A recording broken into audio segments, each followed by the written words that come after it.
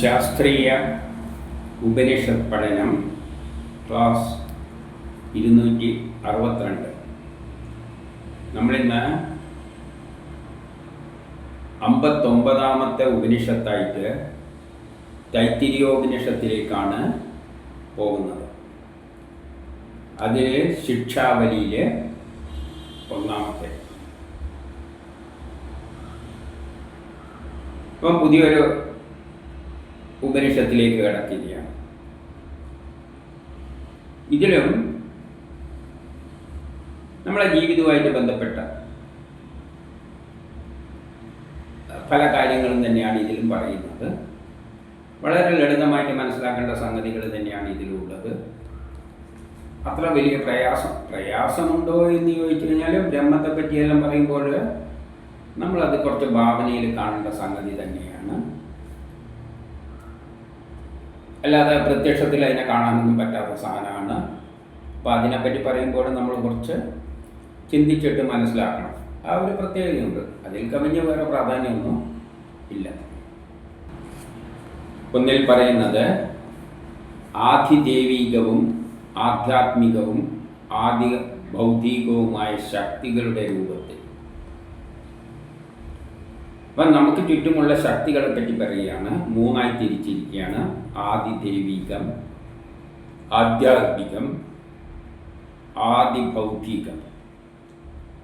ആദിദൈവികം എന്ന് പറയുമ്പോൾ ദൈവം എന്ന് പറയുന്നത് എന്താണ്? 33 വസ്തുക്കൾ കൂടിയതാണ് ഈ പ്രപഞ്ചം. ഈ പ്രപഞ്ചത്തിലെ എല്ലാം കാര്യങ്ങൾ നമ്മളെ സ്വാധീനിക്കുന്നുണ്ട്. പ്രപഞ്ചത്തിൻ്റെ ചില ഭൗതികമായ, ഇപ്പം ഭൂകമ്പം ഉണ്ടാകുമ്പോൾ അതെല്ലാം നമ്മളെ നാട്ടിനെ തന്നെ നശിപ്പിച്ചു കളയുന്നില്ലേ? അതൊന്നും നമ്മളെ പരിധിയിൽ അങ്ങനെ പെടുന്നതല്ല. ആദിദൈവികമായ കുറേ പുറത്തുള്ള സംഭവവികാസങ്ങൾ നമ്മളെ നിയന്ത്രിക്കുന്നുണ്ട്. അതെല്ലാം പ്രപഞ്ചഘടനയും അതിൻ്റെ ചലനവുമെല്ലാമായിട്ട് ബന്ധപ്പെട്ട കാര്യങ്ങളാണ്. പിന്നെയുള്ളത് ആധ്യാത്മികം. ഇത് നമ്മളെ ഉള്ളിലുള്ള ഒരു ശക്തിവിശേഷം. നമ്മുടെ ഉള്ളിലുള്ള ശക്തിവിശേഷം എന്ന് പറഞ്ഞാൽ ശാരീരികമാകാം. നമ്മുടെ ഉള്ളിൽ എന്താണ്? ശരീരമുണ്ട്, അതിൻ്റെ ഉള്ളിൽ മനസ്സെല്ലാം ഉണ്ട്. ഇതെല്ലാം നമ്മളെ സ്വാധീനിക്കുന്ന ഘടകങ്ങളാണ്. ഇപ്പം ശരീരത്തിൽ രോഗമുണ്ടെങ്കിൽ നമുക്കത് വലിയ പ്രയാസങ്ങൾ ഉണ്ടാകും. മനസ്സിൽ പലതര കാമക്രോധ വികാരങ്ങളെല്ലാം ഉണ്ടാകാം. ഇതെല്ലാം നമ്മളെ സ്വാധീനിക്കുന്ന ഘടകങ്ങളാണ്. അപ്പം നമ്മുടെ ഉള്ളിൽ തന്നെയുണ്ട്. അതാണ് ആധ്യാത്മികം. ആദിഭൗതികം. ആദിഭൗതികം എന്ന് പറഞ്ഞാൽ നമ്മൾ ഭൗതിക ലോകത്തിലാണ് ജീവിക്കുന്നത്. മായയിലകപ്പെട്ടാണ് ജീവിക്കുന്നത്. ആ മായയിലകപ്പെടുമ്പോൾ പുറത്തുള്ള ബാഹ്യമായ കുറേ നമ്മുടെ ബന്ധങ്ങളെല്ലാം നമുക്ക് ശത്രുക്കളായിട്ട് ചിലപ്പോൾ ആക്ട് ചെയ്യും. ഉദാഹരണമായി ശത്രുക്കൾ, കള്ളന്മാർ, ഇതെല്ലാം പുറത്തുള്ള ഭൗതിക ലോകവുമായിട്ട് ബന്ധപ്പെട്ട കാര്യങ്ങളാണ്. അതെല്ലാം നമ്മളെ സ്വാധീനിക്കുന്നുണ്ട്. അവരിലും തന്നെ എന്തുണ്ട്? നല്ല സ്വഭാവങ്ങളുണ്ട്. നമ്മളെ സഹായകരമായി തീരുന്ന ശക്തികളുണ്ട്. നമ്മളെ ഫ്രണ്ട്സെല്ലാം നമ്മളെ സപ്പോർട്ട് ചെയ്യുന്നവരാണ്. നേരെ മറിച്ച് ശത്രുക്കൾ അല്ലെങ്കിൽ കള്ളന്മാർ എന്നെല്ലാം പറയുന്നത് നമുക്ക് കഷ്ടപ്പാടുണ്ടാക്കുന്നതാണ്. അപ്പം ഇത്തരത്തിലുള്ള പോസിറ്റീവും നെഗറ്റീവുമായ കുറേ ശക്തികൾ പുറത്തുണ്ട്. അതിനാണ് ആദിഭൗതികം എന്ന് പറയുന്നത്. പക്ഷെ ഇതെല്ലാം, ഈ ശക്തികളെല്ലാം പല ശക്തികളുടെ രൂപത്തിൽ ഏതൊന്നാണ് വന്നിരിക്കുന്നത്, അതേപോലെ അവയുടെ അധിഷ്ഠാതാക്കളായ മിത്രൻ, വരുണൻ മുതലായ ദേവകളുടെ രൂപത്തിലും. അപ്പോൾ ഇവരെല്ലാം എങ്ങനെയാണ് ആക്ട് ചെയ്യുന്നത്? മിത്രൻ, വരുണൻ മുതലായ ദേവകളുടെ രൂപത്തിലാണ് ആക്ട് ചെയ്യുന്നത്. ഈ പറഞ്ഞതല്ല. അനുകൂലമായ സാഹചര്യമാണെങ്കിൽ നമുക്ക് ആന്തരികമായിട്ട് നമ്മൾ സ്ട്രോങ് ആയിരിക്കും. നമുക്ക് പുറത്ത് അനുകൂല സാഹചര്യമാണെങ്കിൽ നമുക്ക് വലിയ ശത്രുക്കളൊന്നും ഉണ്ടാവില്ല, ഫ്രണ്ട്സ് ആയിരിക്കും. പിന്നെ കാലാവസ്ഥ, അന്തരീക്ഷമെല്ലാം വളരെ നല്ല നിലയിലായിരിക്കും. വരുണനെല്ലാം നമ്മൾ നേരത്തെ കണ്ടു കഴിഞ്ഞു. ഗ്രഹങ്ങളുടെ ഓർബിറ്റുകളെല്ലാം ആണ് വരുണൻ. അത് അനുകൂലമായി തീരുന്നുണ്ട്, ചിലപ്പോൾ ചുറ്റുമ്പോഴും മോശമായിട്ടും തീരുന്നുണ്ട്. അപ്പം അങ്ങനെയുള്ള ശക്തിവിശേഷങ്ങൾ മൂലായ ദേവകളുടെ രൂപത്തിലും യാതൊന്ന് എല്ലാറ്റിൻ്റെയും അന്തരാത്മാവായി ഇരിക്കുന്നുവോ ഇതെല്ലാമായിട്ട് ആക്ട് ചെയ്യുന്നത് അവയുടെ പിന്നിൽ പ്രവർത്തിക്കുന്ന അന്തരാത്മാവായിട്ട് ഇരിക്കുന്ന ആത്മാവ്, ആ പരമേശ്വരൻ, അതിനാണ് പരമേശ്വരൻ എന്ന് പറയുന്നത്. ആ പ്രപഞ്ചം ഏതിൽ നിന്നുണ്ടായോ ആ ശക്തിവിശേഷം തന്നെയാണ് ഈ പ്രപഞ്ചത്തിലെ ബാഹ്യമായ എല്ലാ ആക്ടിവിറ്റീസിനെയും, ഇപ്പം ഭൂമിയിൽ വർഷമുണ്ടാകുന്നുണ്ട്, അതിവർഷമുണ്ടാകും, ആവശ്യത്തിനുള്ള വർഷമുണ്ടാക്കും. ഇതെല്ലാം പ്രകൃതി എന്ന ശക്തിവിശേഷമാണ് ബാഹ്യമായത്. പിന്നെയോ നമ്മുടെ ഉള്ളിൽ തന്നെയുള്ള മനസ്സ്, ചിലപ്പോൾ മനസ്സ് കാമായിരിക്കാം, അപ്പം നമുക്ക് സ്വസ്ഥം, സമാധാനം. എന്നാൽ വേറെ കാമക്രോധങ്ങളെല്ലാം പെടുമ്പോൾ അതിൻ്റേതായ ദുഃഖങ്ങൾ ഉണ്ടാക്കും. അതുപോലെ തന്നെ ശാരീരികമായി നമ്മളെ നിയന്ത്രിക്കുന്ന ഗ്രഹങ്ങളുണ്ട്. നമ്മളെ നാഡികളെല്ലാം വളരെ നല്ലോണം വർക്ക് ചെയ്യുകയാണെങ്കിൽ നമ്മൾ നല്ല ഉന്മേഷത്തിലായിരിക്കും. അങ്ങനെ ആന്തരികമായിട്ടുണ്ട്. പിന്നെ സമൂഹമായിട്ട് ബന്ധപ്പെട്ട നല്ലതുണ്ട്, ചീത്തയെല്ലാം ഉണ്ട് നമ്മൾ അനുകൂലമായിട്ട്. പക്ഷേ യഥാർത്ഥത്തിൽ ഇതെല്ലാം തന്നെ ആ പരമേശ്വരനാണ് ആക്ട് ചെയ്യുന്നത്. ആ പരമേശ്വരൻ കല്യാണകാരിയാണെന്ന് പറയുകയാണ്. ആ ശക്തി തന്നെയാണ് നമ്മളായി മാറിയത്, നമ്മളെ പുറത്തും അകത്തും എല്ലാം ഇരുന്ന് കൊണ്ട് ആക്ട് ചെയ്യുന്നത്. അത് തന്നെയാണ് നമ്മൾ. പിന്നെ അത് നമുക്ക് ദോഷം ചെയ്യും. അത് തന്നെയാണ് നമ്മളെങ്കിൽ നമുക്കങ്ങനെ ദോഷമൊന്നും ചെയ്യില്ല. നമ്മളെ കല്യാണകാരികളാണ്. നമുക്ക് കാര്യങ്ങൾ നമ്മളെ നല്ലതിന് വേണ്ടി തന്നെയാണ് ആ ശക്തിവിശേഷം ഇങ്ങനെ പ്രത്യേക ശക്തി രൂപത്തിലും മിത്രവരുണന്മാരുടെ ദേവതകളുടെ രൂപത്തിലും നമ്മളകത്തും പുറത്തുമെല്ലാം അന്തരാമിയായി ഇരുന്നു കൊണ്ട് നമ്മളെ കാര്യങ്ങൾ നോക്കി നടക്കുന്നു. അത് കല്യാണകാരിയാണ് ആ ശക്തിവിശേഷം. ഈ പ്രപഞ്ചമായി ചുരുക്കി പറഞ്ഞ ഈ പ്രപഞ്ചം ഏതിൽ നിന്നുണ്ടായോ അതാണ് പരമേശ്വരൻ അല്ലെങ്കിൽ ബ്രഹ്മം എന്ന് പറയുന്നത്.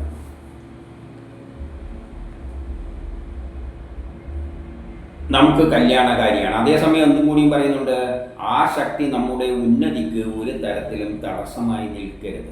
അപ്പം ചിലപ്പോൾ നമ്മുടെ ഉന്നതിക്ക് തടസ്സമായി നിൽക്കുന്നതും ആ ശക്തി തന്നെയാണ്. അതുകൊണ്ട് അതോട് പറയുകയാണ് നമുക്ക് നമ്മുടെ ഉന്നതിക്ക് തടസ്സമായി നിൽക്കരുത് എന്ന് പറയാനേ പറ്റൂ. പക്ഷേ അത് പോകുന്നത് ഒരു പ്രത്യേക പ്ലാൻ അനുസരിച്ചാണ്. അങ്ങനെ പോകുമ്പോഴും ചിലപ്പം ദുഃഖമെല്ലാം ഉണ്ടാവും, നമുക്കെതിരായിട്ട് മാറും. അതുകൊണ്ട് നമുക്കെന്ത് പറയാനേ പറ്റുള്ളൂ, നമ്മുടെ ഉന്നതിക്ക് ഒരു തരത്തിലും തടസ്സമായി നിൽക്കരുത്. ആ എല്ലാറ്റിനും അന്തരാമിയായ ആ ബ്രഹ്മത്തെ നമസ്കരിക്കുന്നു. ആ ശക്തിക്ക് കൊടുത്ത പേരാണ് ബ്രഹ്മം അല്ലെങ്കിൽ പരമേശ്വരൻ. വേറെ തരത്തിൽ ഈശ്വരനെന്ന് നമുക്ക് പറയാം. അപ്പം എന്താണ് ഈശ്വരൻ?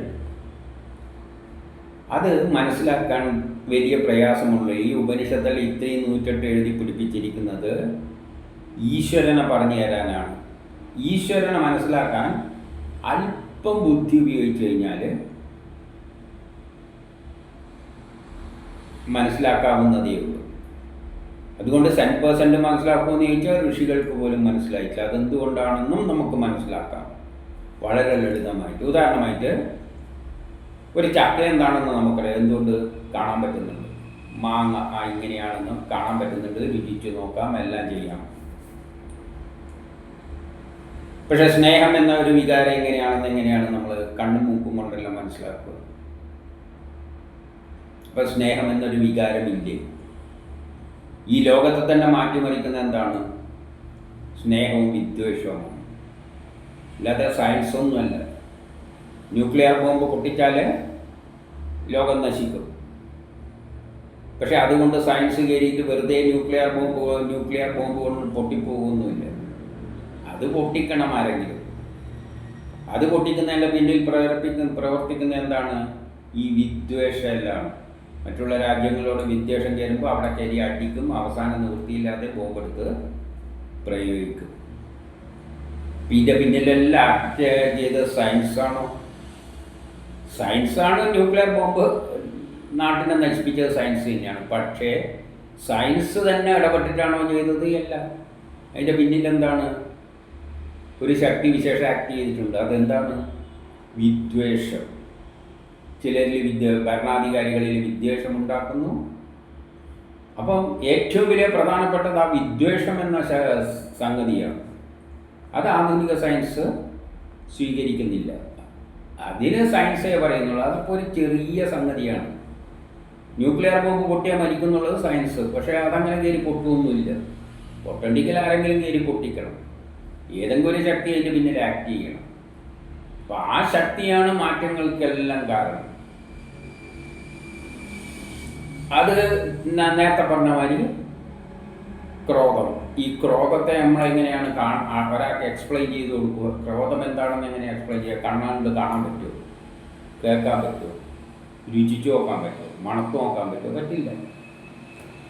അപ്പം അതിനെയെല്ലാം നമ്മൾ മനസ്സിൽ ഒരു തരത്തിൽ അനുമാനിക്കാനേ പറ്റുകയുള്ളൂ. അത് ബുദ്ധി ഉപയോഗിച്ചിട്ട് അങ്ങനെയൊന്നുണ്ട്, ആ തരത്തിലേ പറയാൻ പറ്റും. എന്തുകൊണ്ടാണത്? അതിന് നമ്മളെ പഞ്ചേന്ദ്രിയങ്ങളെ കൊണ്ട് അതിനെ കാണാനും കേൾക്കാനും ഒന്നും പറ്റാത്തതുകൊണ്ടാണ്. അപ്പം പ്രപഞ്ചം ഉണ്ടായി. അപ്പം അന്നത്തെ ശക്തിയില്ലേന്ന് ചോദിച്ചാൽ ശക്തി ഉണ്ട്. അങ്ങനെ പ്രപഞ്ചം ഏതിൽ നിന്നുണ്ടായോ എന്ന് ശാസ്ത്രജ്ഞന്മാർ അന്വേഷിച്ചപ്പോൾ ഇലക്ട്രോണും പ്രോട്ടോണും കൊണ്ടാണ്. അത് ഏതിൽ നിന്നുണ്ടായ എനർജിയിൽ നിന്നാണ്. എനർജി ഇങ്ങനെ തരംഗ രൂപത്തിലാണ്. ഇതെല്ലാം അവർ മനസ്സിലാക്കി. എന്നാൽ ഈ എനർജി ഏതിൽ നിന്നുണ്ടായി എന്ന് നോക്കിയപ്പോൾ അവരവിടെ കാണാൻ പറ്റുന്നില്ല. കാരണം അതിന് രൂപവും ഭാവവും ഇല്ല. രൂപവും ഭാവവും ഇല്ലാത്തത് പ്രേമം, ക്രോധം, ഈ പറയുന്ന മാതിരിയുള്ളൊരു സംഗതിയായി മാറുകയാണ്. അതിന് നമുക്ക് കണ്ണുകൾ കൊണ്ടുപോകാനൊന്നും കാണാൻ പറ്റില്ല. അപ്പം അങ്ങനെയുള്ള എന്തോ ഒരു സാധനം ഉണ്ടായിരുന്നു. അതാണ് ബ്രഹ്മം, അതാണ് ഈശ്വരൻ. അത് മനസ്സിലാക്കാൻ വലിയ പ്രശ്നമൊന്നുമില്ല. ഋഷികൾ തന്നെ പറയുന്നുണ്ട്, അതിനെ കാണാനും മനസ്സിലാക്കാനൊന്നും പറ്റില്ല. നമുക്ക് ഭാവനയിൽ അങ്ങനെ കാണണം. എന്തോ ഒന്നിൽ നിന്ന് പ്രപഞ്ചമുണ്ടായി, തീർന്നു. നമ്മൾ ബ്രഹ്മം മനസ്സിലാക്കി കഴിഞ്ഞു. അതിനെ നമുക്ക് മനസ്സിലാക്കാൻ പറ്റില്ല. എന്തുകൊണ്ട്? അതിനെ നമ്മൾ പഞ്ചേന്ദ്രിയങ്ങൾ കൊണ്ട് അളക്കാൻ പറ്റുന്ന സാധനമല്ല. അത് കാമം, ക്രോധം എന്നെല്ലാം പറയുന്ന മാതിരിയുള്ള എന്തോ ഒരു സംഗതിയാണ്. ഒരു ശക്തി വിശേഷം, അതിൻ്റെ രൂപമില്ല, ഭാവമില്ല. അതിനാണ് ബ്രഹ്മം എന്ന് പറയുന്നത്. ഇത്രയേ ഉള്ളൂ. അതാണ് പ്രപഞ്ചമായി മാറിയത്. അപ്പോൾ ഒരു ഡൗട്ട് തീർന്നു. എന്താണ് ഈശ്വരൻ? സൃഷ്ടിയുടെ സമയത്ത് എന്തോ ഇവിടെ ഉണ്ടായിരുന്നു. അതാണ് ഇലക്ട്രോണും പ്രോട്ടോണും എല്ലാമായിട്ട് സയൻസിലൂടെ ഈ പ്രപഞ്ചമായി മാറിയത്. വളരെ ലളിതം, മനസ്സിലാക്കാൻ ഒരു ബുദ്ധി അധികം വേണ്ട. ഇനി അതിനെയാണ് ഈശ്വരൻ എന്ന് വേണമെങ്കിൽ പറയാം, അല്ലെങ്കിൽ ബ്രഹ്മം എന്ന് പറയാം, പരമേശ്വരൻ എന്ന് പറയാം. അതാണ് പ്രപഞ്ചമായി മാറിയത്. ഇനി എങ്ങനെ പ്രപഞ്ചമായി മാറി? അത് വേറൊന്നും കൊണ്ടെടുത്തിട്ടില്ല ഉണ്ടാക്കിയിരിക്കുന്നത്. കാരണം വേറൊന്നും ഈ ലോകത്തിലില്ല. അത് നമ്മൾ പറഞ്ഞു കഴിഞ്ഞു. അത് മാത്രമേ ഉള്ളൂ. അത് മാത്രമേ ഉള്ളൂ എന്ന് പറഞ്ഞാൽ വേറൊന്നും എടുത്തിട്ട് അതിന് ഉണ്ടാക്കാൻ പറ്റില്ല. അപ്പോൾ എന്താ സംഭവിക്കുക? അത് തന്നെ ഇലക്ട്രോണും പ്രോട്ടോണുമായിട്ട് മാറി. അത് തന്നെ ഇലക്ട്രോണും പ്രോട്ടോണുമായിട്ട് മാറിയിട്ട് ആറ്റങ്ങളായിട്ട് മാറിയിട്ട് പ്രമോദായിട്ട് മാറിയിരിക്കുന്നത്. അത് തന്നെയാണ് പ്രമോദായിട്ട് മാറിയതും. അത് തന്നെയാണ് വേറെ എല്ലാവരുമായിട്ട് മാറിയിരിക്കുന്നത്. ചക്കയും മാങ്ങയും എല്ലാമായിട്ട് മാറിയിരിക്കുന്നത്. കാരണം അതിന് വേറൊന്നും എടുത്തുണ്ടാക്കാൻ വേറൊന്നില്ല. ആകെ ആദ്യം ഉണ്ടായിരുന്ന ആ സംഗതിയാണ്. അതിന് രൂപവും ഭാവമൊന്നുമില്ല. അത് തന്നെയാണ് ഈ പ്രപഞ്ചമായി മാറിയെന്ന് പറഞ്ഞാൽ ഇവിടെയുള്ള ഹിന്ദു, ക്രിസ്ത്യാനിയും, മുസ്ലിമും, ഏതും പട്ടിയും പൂച്ചിയും എല്ലാം അത് തന്നെയാണ്. ഞാനും അത് തന്നെയാണ്. അതുകൊണ്ടാകുന്നു അത് നീയാകുന്നു എന്ന് പറഞ്ഞു. അത് എന്ന് പറഞ്ഞാൽ ആ ബ്രഹ്മം നീ തന്നെയാണ് കാണുന്നത്. അത് അല്ലെങ്കിൽ അവിടെ അത് എന്ന് പറയുന്ന നീ പട്ടീനെയും പൂച്ചേനെയും ആരെയും കാണുന്നുണ്ടെങ്കിൽ ഹിന്ദു, മുസ്ലിം, ക്രിസ്ത്യാനിനെ, ബ്രാഹ്മണ, ക്ഷത്രിയനെ എല്ലാം കാണുന്നത് അത് നീ തന്നെയാകും. അത് ബ്രഹ്മം തന്നെയാകും. ഇത്രയേ ഉള്ളൂ. അത് മനസ്സിലാക്കാൻ വലിയ പ്രയാസമൊന്നുമില്ല. അങ്ങനെ വരുമ്പോൾ ഈശ്വരൻ ഒന്നേ ഉള്ളൂ. അതിൻ്റെ പേരാണ് ബ്രഹ്മം. അത് എന്തോ ഒരു സംഗതിയാണ്. ഈശ്വരനെ മനസ്സിലാക്കി. അത് തന്നെയാണ് നമ്മളെല്ലാമായിട്ട് മാറിയിരിക്കുന്നത്. അപ്പോൾ നമ്മളെല്ലാം എന്ത് തന്നെയാണ്? ബ്രഹ്മമാണ്. എല്ലാം ബ്രഹ്മമാണ്. നമ്മളായി മാറിയതും നമ്മുടെ ഉള്ളിലിരുന്നു കൊണ്ട് നമ്മളെ കൊണ്ട് ചെയ്യിക്കുന്നതും എല്ലാം അത് തന്നെയാണ്. അതല്ലാതെ വേറൊന്നും ഈ ലോകത്തിലില്ല. ഇത് മനസ്സിലാക്കാൻ വലിയ പാടൊന്നുമില്ല. ഇത് മനസ്സിലാക്കി കഴിഞ്ഞാൽ ആത്മീയതയുടെ 100% നമ്മൾ മനസ്സിലാക്കി. പിന്നെ നമ്മൾ ആരെയാണ് ആരാധിക്കേണ്ടത്? തല്ലുമെല്ലാം ഞാൻ തന്നെയാണ്. ഞാൻ എന്നെ തന്നെ ആരാധിക്കും. എന്തിനാണ്? ഞാൻ തന്നെ ഈശ്വരനാണ്, ആ ബ്രഹ്മമാണ്. പിന്നെ ഞാൻ വേറൊന്നിനെ എടുത്തിട്ട് ആരാധിക്കുന്നത് എന്തിനാണ്? അതിൻ്റെ ആവശ്യമില്ല. ഒന്നിനെ ആരാധിക്കേണ്ട ആവശ്യമില്ല. കാരണം നമ്മൾ ഉള്ളിൽ ഇരുന്നുകൊണ്ട് നമ്മളെ കൊണ്ട് കർമ്മം ചെയ്യിപ്പിക്കുന്നതും ആ ശക്തിയാണ്. ഞാനെന്നൊരു ചിന്ത ഉണ്ടാക്കിയിട്ട് എന്നെ കൊണ്ട് ചെയ്യിപ്പിക്കുകയാണ്. അതൊരു തട്ടിപ്പാണ്. ആ തട്ടിപ്പാണ് മായ എന്ന് പറയുന്നത്. അത് തന്നെയാണ് എന്നെ കൊണ്ട് ജോലി ചെയ്യുന്നത്. എന്നിൽ ഞാനെന്നൊരു ചിന്ത ഉണ്ടാക്കിയിട്ട്, പ്രമോദ് എന്നൊരു ചിന്ത ഉണ്ടാക്കിയിട്ട് ഉള്ളിലിരുന്നു കൊണ്ട് എന്നെ കൊണ്ട് ചെയ്യിപ്പിക്കുകയാണ്. യഥാർത്ഥത്തിൽ ചെയ്യിപ്പിക്കുന്നത് ആ ബ്രഹ്മം തന്നെയാണ്. പക്ഷെ ഞാൻ അത് മനസ്സിലാക്കാതെ ഞാൻ പ്രമോദാണ്, മറ്റേത് വേറെയാണ്. അപ്പോഴാണ് ദ്വയഭാവം വരുന്നത്. അവൻ ഹിന്ദു, അവൻ മുസ്ലിം എന്നെല്ലാം വരാൻ കാരണം നമ്മുടെ അജ്ഞതയാണ്, മായയിലകപ്പെട്ടത് കൊണ്ടാണ്. മായയിൽ നിന്ന് മാറാൻ പറയുന്നതാണ് ആത്മീയത. അപ്പം ആത്മീയതയിലേക്ക് തിരിയുന്നവർക്ക് അല്പമെങ്കിലും ആത്മീയതയുണ്ടെങ്കിൽ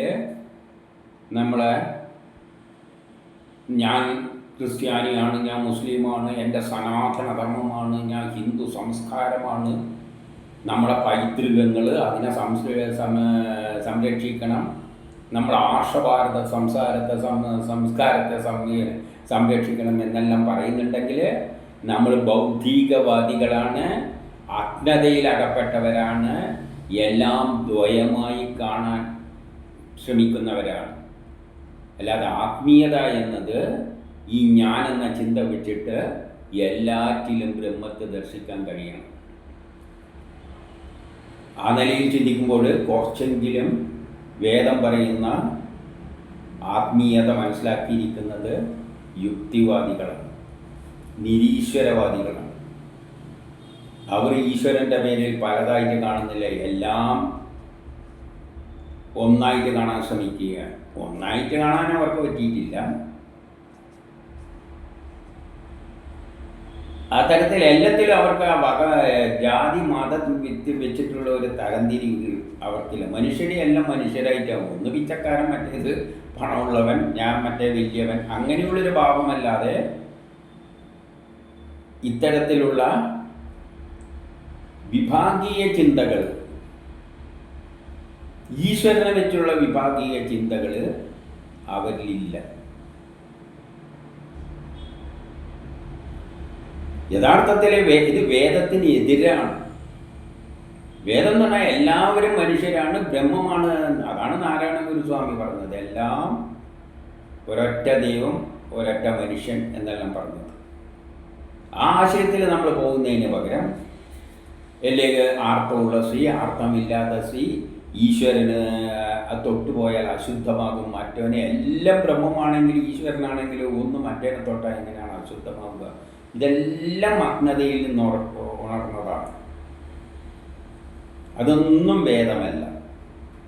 വേദം പറയുന്നത് എല്ലാത്തിലും ബ്രഹ്മത്തെ ദർശിക്കുക, ഞാനും ഈ ബ്രഹ്മം തന്നെയാണ്, ഈശ്വരനാണ്, എന്നിലിരുന്നു കൊണ്ട് ഇതെല്ലാം ചെയ്യിക്കുന്നതും ഈശ്വരനാണ്. അതുകൊണ്ട് എനിക്കെന്തില്ല, പാപമില്ല, പുണ്യവുമില്ല. കാരണം അതാണ് എന്നെ കൊണ്ട് ചെയ്യിപ്പിക്കുന്നിട. പിന്നെ എനിക്കെന്ത് പാപം, എന്ത് പുണ്യം? പാപമില്ല, പുണ്യമില്ല, എല്ലാത്തിലും ഞാൻ ബ്രഹ്മത്തെ ദർശിക്കുക. പക്ഷെ നമുക്ക് ഒരു മായയിൽ പെടുത്തിയത് കൊണ്ട് നമുക്കതിന് പറ്റുന്നില്ല. നമുക്ക് പലതായിട്ട് കാണാൻ പോകുകയാണ്. അപ്പം അത് ആത്മീയമല്ല. ആത്മീയം ഒന്നായി കാണാൻ കഴിയുന്നത് മാത്രമേ ആത്മീയമാകുന്നുള്ളൂ. അല്ലാതെല്ലാം ഭൗതികവാദികൾ, അജ്ഞാനികൾ. ഇത് മനസ്സിലാക്കാൻ വലിയ പാടൊന്നും ഇല്ല. ഇനി സർവശക്തിമാനും അഖിലത്തിൻ്റെയും പ്രാണസ്വരൂപവും പരബ്രഹ്മം തന്നെ. അപ്പോൾ ഈ പ്രപഞ്ചത്തിലെ എല്ലാം പരബ്രഹ്മമാണെങ്കിൽ എന്നെ ഞാനാക്കി മാറ്റുന്നതിന് കാരണം എന്താണ്? എൻ്റെ പ്രാണനാണ്. പ്രാണനുള്ളിടത്തോളം എനിക്ക് ജീവനുള്ളൂ. പ്രാണനില്ലാതപ്പോൾ ഞാൻ മരിച്ചു. അപ്പം എന്നെ ഈ രൂപത്തിലാക്കുന്നത് പ്രാണനാണ്. ആ പ്രാണനെ ബ്രഹ്മമായി കാണുക. പ്രാണന് എന്തോ ഒരു പ്രാണൻ എന്നൊരു സ്വഭാവവിശേഷമുണ്ട്. അതാണ് എന്നെ ഞാനാക്കി എന്നെ പിന്നിൽ പ്രവർത്തിക്കുന്ന ആ പ്രാണനെ ബ്രഹ്മമായി കാണുക. അതേ പ്രാണൻ തന്നെയാണ് എല്ലാവരിലും ആക്ട് ചെയ്യുന്നത്. അതെല്ലാം ബ്രഹ്മം തന്നെ. സർവശക്തിമാനാണ് പ്രാണൻ. ആ ബ്രഹ്മം സർവശക്തിമാനാണ്. അഖിലത്തിൻ്റെയും പ്രാണസ്വരൂപമാണ്. എല്ലാറ്റിലും പ്രാണരൂപത്തിൽ അത് കയറിയിട്ടാണ് എല്ലാവർക്കും ജീവൻ എന്നൊരു പ്രതിഭാസം ഉണ്ടാകുന്നത്. എല്ലാറ്റിലും എന്ന് പറയാം അഖിലത്തിൻ്റെയും പ്രാണസ്വരൂപം. അത് ഹിന്ദു ആയാലും വേണ്ടിയില്ല, മുസ്ലിം ആയാലും വേണ്ടിയില്ല, ക്രിസ്ത്യാനി ആയാലും വേണ്ടിയില്ല, ആർത്തവമുള്ള സ്ത്രീ ആയാലും വേണ്ടിയില്ല, ആർത്തവമില്ലാത്ത സ്ത്രീ ആയാലും വേണ്ടിയില്ല. എല്ലാത്തിലെയും പ്രാണൻ ആ ബ്രഹ്മം തന്നെയാണ്. ബ്രഹ്മം തന്നെയാണ് ആർത്തവമുള്ള സ്ത്രീ. ആർത്തവമുള്ള സ്ത്രീയിലുള്ള പ്രാണൻ തന്നെയാണ് ബ്രഹ്മം എന്ന് പറയുകയാണ്. അപ്പൊ ആർത്തവം എങ്ങനെയാ ബ്രഹ്മത്തിന് അന്യമാകുന്നത്? ആർത്തവവും ബ്രഹ്മം തന്നെയാണ്. ഇതാണ് ഉപനിഷത്തുക്കൾ പഠിപ്പിക്കാൻ ശ്രമിക്കുന്നത്. പക്ഷെ നമ്മൾ തലതിരിഞ്ഞ് എല്ലാം വ്യത്യസ്തമായിട്ട് കണ്ടുകൊണ്ട് പോവുകയാണ്. അതെല്ലാം പരബ്രഹ്മം തന്നെ. അതിനാൽ അതിനെ പ്രത്യക്ഷ ബ്രഹ്മത്തിൻ്റെ രൂപത്തിൽ കാണാം. എല്ലാ ജീവികളിലും പ്രത്യക്ഷ ബ്രഹ്മത്തിൻ്റെ രൂപത്തിൽ കാണുക. അതുകൊണ്ട് ആ പ്രാണനെ എല്ലാ ജീവികളിലുമുള്ള പ്രത്യക്ഷ രൂപമായിട്ട് കാണുക. നമ്മിലെല്ലാം ആക്ട് ചെയ്യുന്ന പ്രാണൻ, ആ പ്രാണനായല്ലോ എന്നെ ഈ രൂപത്തിലാക്കുന്ന, അതിനെ ബ്രഹ്മമായിട്ട് തന്നെ കാണുക. എല്ലാ ജീവജാലങ്ങളിലുമുള്ള പ്രാണനെ പ്രത്യക്ഷ രൂപത്തിൽ കാണുന്ന ബ്രഹ്മമായിട്ട് കാണാം. ബ്രഹ്മത്തിനെന്തില്ല? രൂപവും ഭാവമൊന്നുമില്ല. അതിനെ നമ്മൾ നേരത്തെ പറഞ്ഞു കഴിഞ്ഞു. അതിനെ ആർക്കും മനസ്സിലാക്കാനും പറ്റില്ല. എന്താ രൂപം, എന്തോ അതിന് രൂപവും ഭാവവും ഇല്ല. പിന്നെ എങ്ങനെ മനസ്സിലാക്കുക? പക്ഷേ നമുക്ക് പ്രത്യക്ഷ രൂപത്തിലുള്ള ബ്രഹ്മത്തെ കാണണമെങ്കിൽ ഈ കാണുന്ന എല്ലാ ജീവജാലങ്ങളിലുള്ള ആ പ്രാണനെ, അതിലുള്ള പ്രാണനെ പ്രത്യക്ഷ രൂപത്തിലുള്ള ബ്രഹ്മമായിട്ട് കാണുക. ഒരു ആർത്തവത്തിൻ്റെ ദിവസമുള്ള സ്ത്രീയിൽ ഇവിടെ പ്രാണനെ ആ ബ്രഹ്മമായിട്ട്, ഈശ്വരനായിട്ട് കാണാൻ കഴിയണം. അങ്ങനെ കാണാൻ കഴിയുന്നവർ പിന്നെ ആർത്തവും അല്ലെങ്കിൽ ചണ്ടാളനെ തൊട്ടാൽ ചണ്ടാളനിലുള്ള പ്രാണനും ബ്രഹ്മമായി കാണുക, ഈശ്വരനായി കാണുക. പിന്നെ എങ്ങനെയാണ് ചണ്ടാളനെ തൊട്ടാൽ അശുദ്ധമാകുന്നത്? ഋതനാമത്തിലും അങ്ങയെ കാണുക. ഋതം എന്ന് പറയുന്നതാണ് സയൻസ്, വാക്കുകൾ സയൻസിലൂടെ, വേദങ്ങൾ. അതുകൊണ്ടാണ് ഋഗ്വേദം. ഋഗ്വേദത്തിലെ കാരണം അത് എല്ലാ ജീവജാലങ്ങൾക്കുമുള്ള മംഗളകരമായ നിയമങ്ങളാകുന്നു. അത് ഋഗ്വേദത്തിൽ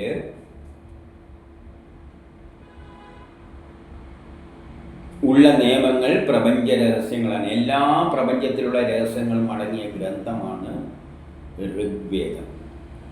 അത് നിയമങ്ങളാണ്, പ്രപഞ്ച നിയമങ്ങളാണ്. പ്രപഞ്ചം ഏത് നിയമത്തിൻ്റെ അടിസ്ഥാനത്തിലാണ് സൃഷ്ടിച്ചിരിക്കുന്നത് എന്നുള്ള എല്ലാ കാര്യങ്ങളും ഋഗ്വേദത്തിൽ ഉണ്ട്. അത് മംഗളകരമായ നിയമങ്ങളാണ്. ഈ പ്രപഞ്ചത്തിൻ്റെ നിലനിൽപ്പിൻ്റെ പിന്നിൽ ആക്ട് ചെയ്യുന്ന മംഗളകരമായ നിയമങ്ങളാണ് അത്. അങ്ങേ ഞാൻ സത്യം എന്ന നാമത്തിലും കാണുന്നു.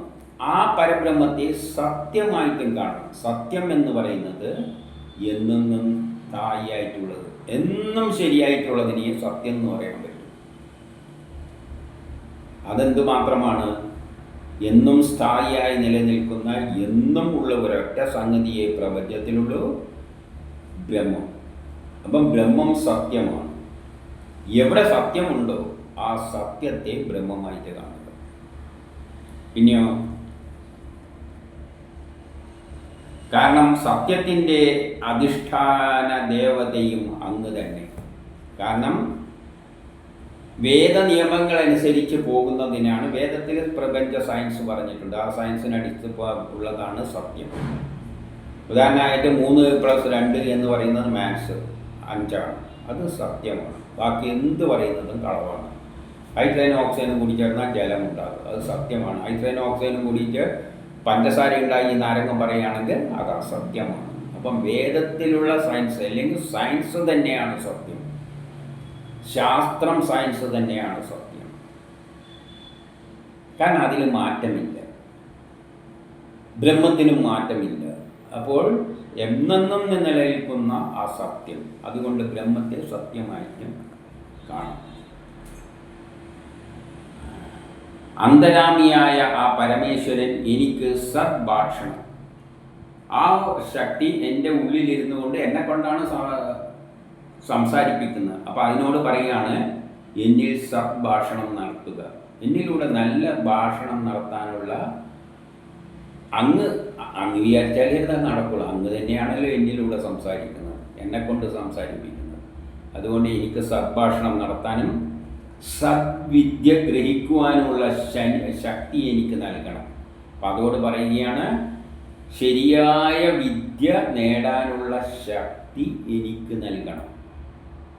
അപ്പം അത് വിചാരിച്ചാലേ എനിക്ക് ശരിയായ നിലയിലുള്ള ശക്തി അല്ല വിദ്യ നേടാൻ പറ്റും. ആ വിദ്യയിലൂടെയാണ് ഞാൻ ശക്തിമാനാകുന്നത്. അങ്ങനെ ശക്തി നൽകിയിട്ട് ജനന മരണത്തെ മറികടക്കുവാൻ എനിക്കാകട്ടെ. ആ ശരിയായ സത്യം മനസ്സിലാക്കുക എന്നാണ് ഈ സത്യം. ഏത്? ബ്രഹ്മം എന്ന സത്യം. ബ്രഹ്മമാണ് ഈ പ്രപഞ്ചമായി മാറിയിരിക്കുന്നത്. ആദ്യം ഈ പ്രപഞ്ചത്തിൽ ഒന്നേ ഉണ്ടായാലും അത് ബ്രഹ്മമാണ്. ആ ബ്രഹ്മമാണ് ഈ പ്രപഞ്ചമായി മാറിയത്. അത് കാണാൻ മനസ്സിലാക്കാൻ വലിയ പ്രയാസമൊന്നുമില്ല. വേണിക്ക് യുക്തിവാദികൾക്ക് പറയാം അങ്ങനെ ഉണ്ടാവുകയില്ലാതെയൊന്നും ആകുന്നില്ല. ആദ്യം മുതൽ ഈ പ്രപഞ്ചം ഉണ്ട് എന്ന് പറയുകയാണെങ്കിൽ നമ്മൾ ആകാശത്തിലെ നക്ഷത്രങ്ങൾ നോക്കൂ. ചില നക്ഷത്രങ്ങൾ കത്തി എരിഞ്ഞിട്ട് ഒരു ബ്ലാക്ക് ഹോളായിട്ട് മാറിയിട്ടുണ്ട്. കത്തി എരിഞ്ഞില്ലാതായി. നക്ഷത്രം എന്ന് പറഞ്ഞാൽ നക്ഷത്രങ്ങളുടെ എത്രയോ ഗ്രഹങ്ങൾ ചുറ്റുന്നതാണ് നക്ഷത്രം. സൂര്യനൊരു നക്ഷത്രമാണ്. സൂര്യൻ കത്തി എരിഞ്ഞില്ലാവുക എന്നാണ് നമ്മളടക്കം കത്തി എരിഞ്ഞിട്ട് ഒരു ബ്ലാക്ക് ഹോൾ, ശൂന്യമായ ഒരു സ്ഥലം പോലെ. അതാണ് ബ്രഹ്മം. ആകാശത്തിൽ ബ്ലാക്ക് ഹോളായിട്ട് കാണുന്നതാണ് ബ്രഹ്മം. ഇനി ഒരു കാലത്ത് അതിൽ നിന്ന് ഇതേപോലെ തന്നെ ആ സൂര്യനും ആ നക്ഷത്രങ്ങളും എല്ലാം തിരിച്ചു വരും.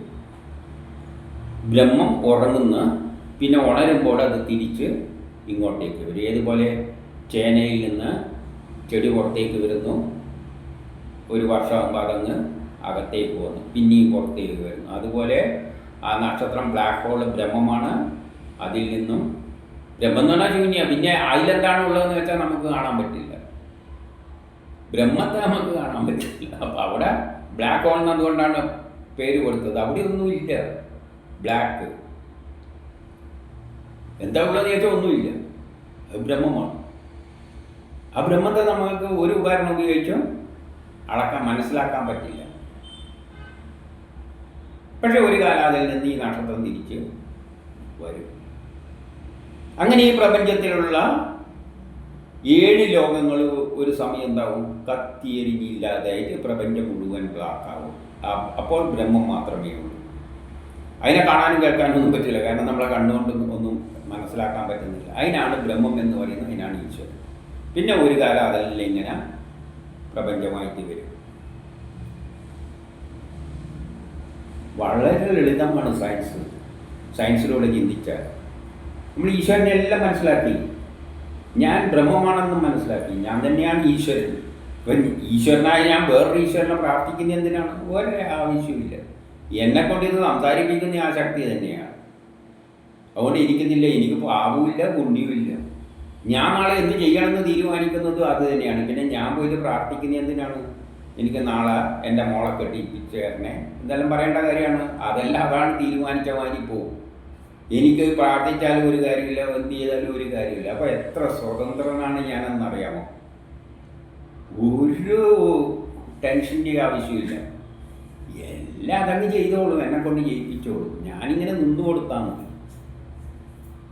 എന്തെങ്കിലും കിട്ടുന്ന സുഖവും അനുഭവിച്ചിട്ട് ദുഃഖം ഉണ്ടെങ്കിൽ അതും അനുഭവിച്ചിട്ട് അങ്ങനെ നിന്നേച്ചാണ്. അപ്പോൾ എത്ര സ്വതന്ത്രമാണ് നമ്മൾ. ഒരു ടെൻഷനും വേണ്ട.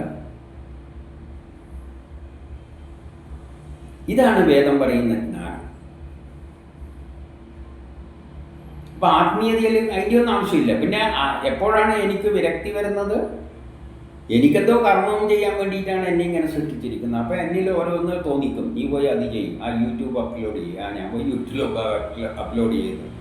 കുറച്ച് ദിവസം കഴിയുമ്പോൾ എല്ലാം അപ്ലോഡ് ചെയ്ത് തീർന്ന് മതിയാകുമ്പം പറയാം, ഇനി എനിക്ക് ജോലിയൊന്നുമില്ല, ഇനി ചുമ്മാ ഇരിക്കുമ്പോൾ എന്നിൽ ആഗ്രഹങ്ങൾ ഉണ്ടാക്കില്ല. ആഗ്രഹം ഉണ്ടാക്കിയിട്ടാണ് ചെയ്യിപ്പിക്കുന്നത്. എന്നിൽ ആഗ്രഹം ഇല്ലാതെ വരുമ്പോൾ എനിക്ക് മടുക്കും. അപ്പോഴാണ് എനിക്ക് വിരക്തി വരിക. എന്നേരം ഞാൻ ഇരുന്ന് ഈ സമയത്ത് കൊടുക്കാനും താല്പര്യം തോന്നുന്നു, ഒന്നും വിരക്തി വന്നു കഴിഞ്ഞാൽ പിന്നെ തുണീനെ പറ്റിയും ചിന്തയില്ല, ഭക്ഷണത്തെ പറ്റിയും ചിന്തയില്ല, ഭാര്യ മക്കൾ ഒന്നിനെ പറ്റിയും ജോലിനെ പറ്റിയും ചിന്തയില്ല, കളഞ്ഞു കെട്ടിപ്പോകും. ഇത് തന്നെയാണ് സന്യാസം. നമ്മൾ ധരിക്കുന്ന സന്യാസം എല്ലാം വേറെ എന്തോ ഇത് ആരുണ്ടാക്കിയിട്ടെന്നൊരു പിടിയില്ല. അതെല്ലാം വേദങ്ങളിലോ ഉപനിഷത്തിലോ ഉള്ള സംഗതിയല്ല, അതെല്ലാം വേറെ ആരല്ലോ എവിടെ നിന്നല്ലോ വന്നത്. സന്യാസം എന്ന് പറഞ്ഞാൽ ഇതാണ്. എനിക്ക് ഒരു ദിവസം ഇപ്പോൾ യൂട്യൂബ് അപ്ലോഡ് ചെയ്യാൻ തോന്നിക്കുകയാണ്. ഒരു സമയം വരുമ്പോൾ എന്തിനു വേണ്ടി ഇതെല്ലാം ഇടുന്നു, ഇതൊന്നും ഒരു കാര്യമില്ല, ഇത് മിഥ്യ എന്ന് തോന്നിപ്പോയാൽ, ആ ശക്തി തോന്നിപ്പിച്ചാൽ പിന്നെ ഞാൻ ചുമ്മാ ഇരിക്കുമ്പം ആകെ മടുപ്പ് തോന്നും. പിന്നെ ഒരൊറ്റ പോകാം. അപ്പോൾ ഷർട്ട് ഇടണമെന്ന് തോന്നുന്നില്ല. ഇപ്പം പോകുമ്പോൾ എന്തിനാണ് ഞാൻ പ്രമോദ് പുറത്തിറങ്ങുമ്പോൾ ആൾക്കാർ നോക്കുമ്പോൾ എങ്ങനെ ഇരിക്കണം, കണ്ണട വെക്കണം, പൗഡർ ഇടണം, മറ്റേ ഇടണം എന്നെല്ലാം തോന്നും. ഈ ലോകത്തെപ്പറ്റി തന്നെ ഒരു ചിന്തയില്ലാതെ ആയിക്കഴിഞ്ഞാൽ ഇതേമാതിരി അങ്ങ് പോകും. ഉടുപ്പ് മാറ്റാനും നോക്കില്ല, മാറ്റില്ല. പിന്നെ നാട്ടുകാരെല്ലാം പിടിച്ച് ഉടുപ്പിക്കുമായിരിക്കും, അവർക്ക് ശല്യമായതുകൊണ്ട്. അതാണ് ഉടുതുണി അടക്കം ഉപയോഗിച്ചിട്ട് അങ്ങ് പോകാൻ പറയുന്നത്. വിരക്തി വന്നു കഴിഞ്ഞാൽ സന്യാസത്തിലേക്ക് പോകുമ്പോൾ അതേ ഉള്ളൂ. അത് പിന്നെ ആരും പറയണ്ട, അങ്ങനെ പോയിക്കോളും. അതാണ് സന്യാസം. പിന്നെ ആരെ പിന്നാലെ നോക്കൂല്ല, ഒന്നുമില്ല, ഒരൊറ്റ പോക്കാണ്. ഏതെങ്കിലും ഗുഹയിൽ പോയിട്ട് ഭ്രാന്തനെ പോലെ ഇങ്ങനെ അലയും. ഇതാണ് സന്യാസം. ഇതൊന്നും മനസ്സിലാക്കാൻ വലിയ പാടൊന്നുമില്ല, വളരെ സിമ്പിളാണ്. അതുകൊണ്ട് അപ്പം സദ്വിദ്യ ഗ്രഹിക്കാനുള്ള ശക്തി എന്നിവ നൽകി ജനന മരണത്തെ മറികടക്കുവാൻ സഹായിക്കട്ടെ. അപ്പം എനിക്കെന്ത് വേണം? ഈ സത്യമെല്ലാം മനസ്സിലാക്കാനുള്ള കഴിവ് തരണം. ഇപ്പം ഞാനെന്ന ചിന്ത തലക്ക് പിടിച്ചത് കൊണ്ട് ഇതൊന്നും മനസ്സിലാക്കാൻ, കാരണം ഞാനാണ് ഈശ്വരനെന്ന്, എല്ലാം ഈശ്വരനാണ്, ഞാൻ ചുമ്മാ ഇവിടെ അതാണ് എന്നെ കൊണ്ടെല്ലാം ചെയ്യിപ്പിക്കുന്നതെന്ന് ചിന്തിക്കാൻ എനിക്ക് പറ്റൂല. കാരണം ഞാനെന്ന ആ ഒരു ഇത് നഷ്ടപ്പെട്ടു പോകും. ഇപ്പം ഞാനെന്ന അഹങ്കാരത്തെ, ഞാനെന്തല്ലോ ആണെന്നും വെച്ച തലക്ക് പിടിച്ച് നടക്കുകയാണ്.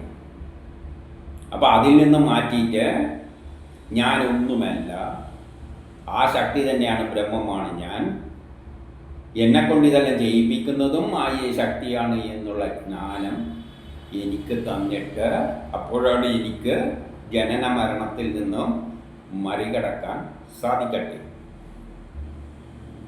എനിക്ക് മാത്രം നന്നാ പോരാ, ഞാൻ അപേക്ഷിക്കുകയാണ്. എന്തെന്ന്? എൻ്റെ ഗുരുവിനും അതേപോലെയുള്ള വിദ്യാശക്തി നൽകുക. എൻ്റെ ഗുരുവിനും അതൊന്ന് കൊടുത്തേക്കണേ. കാരണം ഗുരു ഇപ്പം വെറുതെ എന്തെല്ലോ പാട് നടക്കുന്നുണ്ട്. ആത്മീയ ഗുരു എന്നെല്ലാം പറഞ്ഞുകൊണ്ട് പ്രഭാഷണങ്ങളെല്ലാം നടത്തിയിട്ട് അവിടെ മുമ്പിലിരിക്കുന്ന ആൾക്കാരെല്ലാം വിളിച്ചിട്ട് ആ ജീവിതത്തിൻ്റെ ലക്ഷ്യം ബ്രഹ്മസാക്ഷാത്കാരമാണ് എന്നെല്ലാം പാടി നടക്കുന്നുണ്ട്. അവിടെ ഇതെക്കൊണ്ട് ഉദ്ദേശിച്ച് എന്നിട്ട് പറയും അതെല്ലാം പറയും, ജീവിതത്തിൻ്റെ ലക്ഷ്യം ബ്രഹ്മസാക്ഷാത്കാരമാണ്. ഇപ്പോഴത്തെ പിള്ളേർക്കെല്ലാം അതെല്ലാം ഉണ്ട്. നമ്മൾ പണ്ട് എത്ര പാടുപെട്ടിട്ട് സ്കൂളിലെല്ലാം പോയതാണ്, ഇപ്പോൾ നമ്മളെ മക്കൾ അങ്ങനെ ഇങ്ങനെ ഇതെല്ലാം പറഞ്ഞ് നടക്കുകയാണ്, ഭൗതിക വിഷയങ്ങൾ സംസാരിച്ച് കിടക്കുകയാണ്. അതുകൊണ്ട് ഈ ശക്തിവിശേഷം, ശരിയായ ഈശ്വരനെ മനസ്സിലാക്കാനുള്ള ഈ ശക്തിവിശേഷം, അതേപോലുള്ള വിദ്യയും ശക്തിയും എൻ്റെ ഗുരുവിനും പ്രദാനം ചെയ്തിട്ട് അദ്ദേഹത്തിലൂടെ അത് എല്ലാവരിലേക്കും പ്രചരിപ്പിക്കട്ടെ. അദ്ദേഹത്തിലൂടെ അത് എല്ലാവരിലേക്കും പ്രചരിപ്പിക്കട്ടെ. അപ്പം എൻ്റെ ഗുരുവിനെ ഒന്ന് ശരിയാക്കി എടുത്തു തരണം. ഞാനെങ്ങനെയും ഒന്ന് ശരിയായിട്ടുണ്ട്, മനസ്സിലാക്കിയിട്ടുണ്ട്. എൻ്റെ ഗുരുവിനെ, ഇതുവരെ എന്നെ പഠിപ്പിച്ച ഗുരുവിനെയും ഈ ഒരു ബുദ്ധി ഉണ്ടാക്കിയിട്ട് കൊടുക്കണം. അതേപോലെയുള്ള വിദ്യയും ശക്തിയും എൻ്റെ ഗുരുവിന് പ്രദാനം ചെയ്ത് അതിലൂടെ, അദ്ദേഹത്തിലൂടെ അത് എല്ലായിടവും പ്രചരിപ്പിക്കപ്പെട്ടെ. ഞാൻ വിരക്തി വന്നു പോയി. പക്ഷെ അദ്ദേഹം എന്ത് വേണം? ഈ സത്യം പ്രചരിപ്പിക്കണം. ഏത് സത്യം? നമ്മളിപ്പം പറയുന്ന സത്യം. എല്ലാം ബ്രഹ്മമാണ്. ഹിന്ദു ആയാലും മുസ്ലിം ആയാലും ക്രിസ്ത്യാനിയായാലും ആർത്തമുള്ള സ്ത്രീയായാലും പട്ടിയായാലും പൂച്ചയായാലും എല്ലാം ബ്രഹ്മമാണ്. എല്ലാം ഈശ്വരനാണ്. എല്ലാം അതിലിരിക്കുന്നതും ഈശ്വരനാണ്. അതുകൊണ്ട് തൊട്ടാൽ ഒരശുദ്ധിയുമില്ല, ഒരു ഉച്ചനീചത്വങ്ങളുമില്ല, ഒരശുദ്ധിയുമില്ല. നമ്മളെ കൊണ്ടല്ല ഇത് ചെയ്യിപ്പിക്കുന്നത് ആ ശക്തിവിശേഷമാണ്. എന്നീ തരത്തിലുള്ള വിഷയങ്ങൾ എല്ലാവരെയും ബോധവാന്മാരാക്കാൻ എൻ്റെ ഗുരുവിനും ആ ബുദ്ധി തരണേ എന്ന് ഞാൻ ഇവിടെ ആവശ്യപ്പെടുകയാണ്. ആരോട്? ആ ശക്തിവിശേഷത്തെ. അങ്ങേര് വിചാരിച്ചാലേ ഇത് നടക്കും. ഇവ എല്ലാവരെയും ഈ തരത്തിലാക്കി വെച്ചതും അങ്ങേരാണ്. മായ വെച്ചിട്ട് എല്ലാവരെയും തലതിരിച്ച് വെച്ചിരിക്കുന്നതും ആ ശക്തിയാണ്. എന്തിനു വേണ്ടി? അദ്ദേഹത്തിന് അവരിലൂടെയെല്ലാം കുറേ കാര്യങ്ങൾ സാധിപ്പിച്ചെടുക്കാൻ വേണ്ടിയിട്ട് ഞാനെന്ന ചിന്തയുണ്ടാക്കിയിട്ട് എന്തെല്ലോ കാര്യങ്ങൾ സാധിപ്പിച്ചെടുക്കാൻ ഉദ്ദേശിക്കുന്നുണ്ട്. അതിനു വേണ്ടിയിട്ട് ആ രൂപത്തിൽ വെറുതെ വന്നൊന്നുമല്ല. അദ്ദേഹത്തിനൊരു പുതിയ ലോകമുണ്ടാകും. ഏത്? ഈ ശക്തി ഈശ്വരന് സുന്ദരമായൊരു ലോകം. കൃതയുഗം, ത്രേതായുഗം, ദ്വാപരയുഗം, കലിയുഗത്തിൻ്റെ അവസാനത്തിൽ ഒരു സുന്ദരമായ ലോകം ഉണ്ടാക്കാൻ വേണ്ടിയിട്ട് എല്ലാവരെയും ഇങ്ങനെ സൃഷ്ടിച്ചിട്ട് ദ്വയമായി സൃഷ്ടിച്ചിട്ട്, അപ്പം കള്ളനെയും സൃഷ്ടിച്ചിട്ടുണ്ട്, പോലീസിനെയും സൃഷ്ടിച്ചിട്ടുണ്ട്. എല്ലാം ദ്വയമാണ്. പാപിയുണ്ടെങ്കിൽ പുണ്യമുള്ളവനുമുണ്ട്. എല്ലാം ഇങ്ങനെ ചിന്താഗതികളായിട്ട് സൃഷ്ടിച്ചിട്ട് ഈ വന്നിരിക്കുന്ന കക്ഷി അത് തന്നെയാണ്. അദ്ദേഹത്തിന് ആരോടും ഒരു ഭേദഭാവവും ഇല്ല.